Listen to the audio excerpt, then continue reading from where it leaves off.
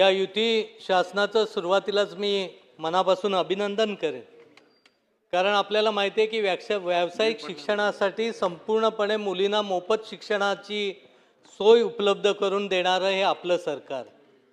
या निर्णयाचं स्वागत करताना आदरणीय चंद्रकांत दादा इथे आहेत, त्यांना मी एवढीच विनंती करेन की ह्याच अनुषंगाने आपल्या मराठा समाजाची मुलं असतील, ओबीसी समाजाची मुलं असतील, यांना जी 50% आपण स्कॉलरशिप देतो ती देखील 100% करण्याबाबतचं धोरण निश्चित झालं तर हे व्यावसायिक शिक्षण अतिशय चांगल्या पद्धतीने गरीब समाजातील मुलं शिक्षण घेऊ शकतील. अनेक गोष्टी बोलत असताना इथं मी दादा असल्यामुळे एकच सांगेन, दादा आज आपण अनेक चांगले निर्णय घेत आहे, परंतु आज फार्मसी काउन्सिलच्या माध्यमातून PCI अप्रूव्हल आपल्याला ॲप्लिकेशन दरवर्षी मिळत असतं. आज अशी परिस्थिती आहे, पूर्वी कधी पण केलं की इन्स्पेक्शन जर झालं की ते ॲप्लिकेशन लगेचच्या लगेच मिळत होतं, पण आज जवळजवळ आता इथे विश्वजित दादा नाहीत, पण त्यांच्या संस्थेसकट देखील किमान 90 ते 92% संस्थांचं हे ॲप्लिकेशन आलेलं नाही. याचं कारण काय मला माहीत नाही, आणि त्यातल्या 9-10% मिळाले ते कसं मिळालं याचं कारण मी इथं उघडपणे बोलू शकत नाही. दादा, या बाबतीत आपण मागच्या वेळी खूप लक्ष दिलं आणि ते गोष्ट करून दिल्यामुळे तिथल्या ग्रामीण भागातल्या मुलांचं शिक्षण त्यानिमित्ताने आपल्याला मिळू शकलं. शालेय शिक्षण मंत्री नाहीत, परंतु आपल्याला माहिती आहे की संच मान्यतेमुळे ग्रामीण भागातील मराठी शाळा आज पूर्णपणे बंद पडत आहेत, आणि मराठी शाळा जर टिकल्या नाहीत तर मराठी भाषा कितीही तुम्ही प्रयत्न केलेत तरी ती जोपासली जाणार नाही. म्हणून माझी विनंती आहे की काही ह्या मराठी शाळा जपण्यासाठी कोकणात जे महत्त्वाचे निर्णय घ्यावे लागतील विद्यार्थी संख्येबाबत ते घेणं खूप गरजेचं आहे. आपल्या सगळ्यांना माहिती आहे तिवरे धरण खेकड्यामुळे फुटलं असं त्यावेळी आपल्याला माहितीच आहे. त्या तिवरे धरणाच्या इथं धरण फुटल्यामुळे तिथली लोकसंख्या, तिथल्या शाळेत मुलं घालायचं प्रमाण कमी झालं, आणि एक मुलामुळे अख्ख्या त्या टोकाच्या सह्याद्रीच्या पायथ्याशी असलेली शाळा आज बंद पडली, आणि तिथं उरलेल्या मुलांचं भवितव्य अंधारक झालेलं.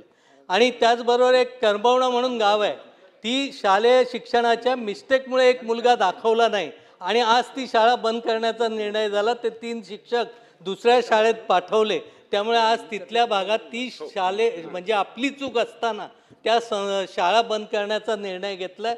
मला वाटतं तो तातडीनं त्याचा फेर तपासणी करून त्या दोन्ही शाळा पूर्ववत करण्याचा प्रयत्न करावा. अनेक इथं आपल्याला मगाशी चर्चा झाली की फॉरेनची विद्यापीठ आपल्याला वाशीमध्ये आपल्याला आणायची. हा निर्णय निश्चित स्वागतार्ह आहे, पण या विद्यापीठामध्ये आपल्या ग्रामीण भागातली किती मुलं जाऊ शकतील हा देखील संशोधनाचा विषय आहे, कारण आपल्याकडे ग्रामीण शिक्षण अतिशय महत्त्वाचं आहे. आज बिहार राज्यामध्ये MPSC UPSC स्पर्धा परीक्षेची मुलं उत्तीर्ण होतात, त्याचं एकमेव कारण आहे कारण तिथल्या प्राथमिक शाळेमध्ये पासून स्पर्धात्मक परीक्षेचा अभ्यासक्रम शिकवला जातो. आपण तो डिग्रीमध्ये गेल्यानंतर त्या परीक्षेला आपण तोंड देतो, आणि बऱ्यापैकी वय झाल्यामुळे घराच्या तगाद्यामुळे ते MPSCचं सगळं अर्धवट सोडून दिलं जातं. त्यामुळे त्याही बाबतीतला विचार करावा.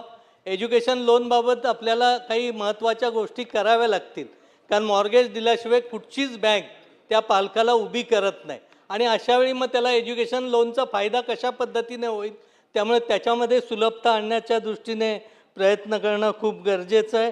ज्या पद्धतीने आपण कला क्रीडा शिक्षक शाळेमध्ये होते त्यावेळी शाळेत एक शिस्त होती. PTचा शिक्षक ज्या शाळेचा चांगला आहे, ज्या शाळेचा चित्रकलेचा शिक्षक चांगला आहे त्या शाळेमध्ये एक वेगळा दर्जा असायचा. पण आजच्या नव्या नियमामुळे कला शिक्षक असतील, क्रीडा शिक्षक असतील, हे सर्व शिक्षकांना बंदी घालण्यात आलेली आहे. त्यामुळे त्या शाळांमध्ये देखील खूप मोठा प्रश्न निर्माण होतो. त्यामुळे या संच मान्यतेबाबत देखील विचार करावा. अनेक गोष्टी सांगण्यासारख्या आहेत, परंतु आपण खूपच घाई केल्यामुळे फार गोष्टी बोलता येत नाहीत. ह्या पद्धतीने कौशल्य विकास या अंतर्गत देखील कार्यक्रम होणं गरजेचं आहे.